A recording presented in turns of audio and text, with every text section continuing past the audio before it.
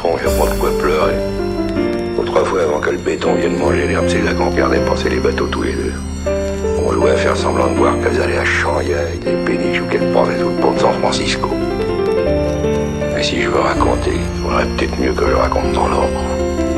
C'est comme ça que ça a commencé.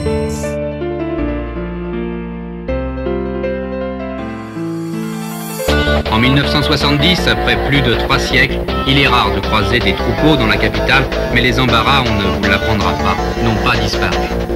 À Paris même, 930 000 voitures sont immatriculées. Ces chiffres sont en constante augmentation, comme la surface des ruelles n'augmente pas, les déplacements des Parisiens sont de plus en plus difficiles. Moyen de transport en commun, le métro est sûr, relativement rapide, mais à quelles conditions, aux heures d'affluence.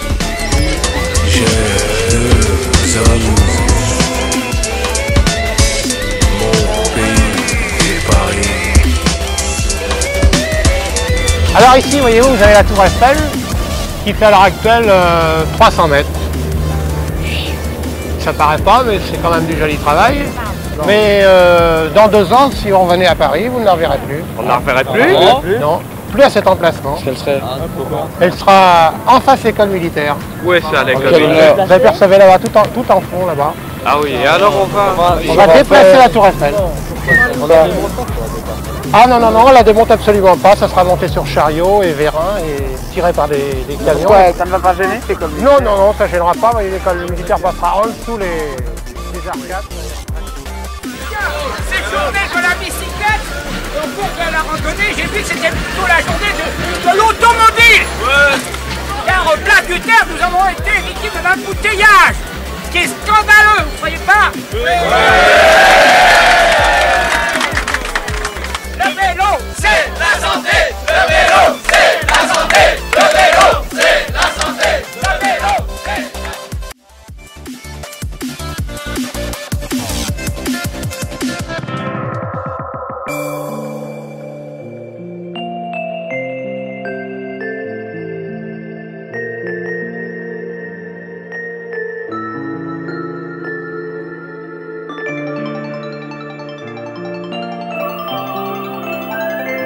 Ne serait-ce le souffle feutré de quelques bicyclettes, Paris poursuivrait encore à cette heure sa grasse matinée dominicale. Comment ça se passe? Très bien, impeccable. Il y en a beaucoup de perdus derrière. Ça c'est du tonnerre. Bonne journée, il pleut pas, la vie est belle. Tu as quel âge? 10 ans. C'est la première fois que tu fais la journée nationale de la bicyclette? Oui.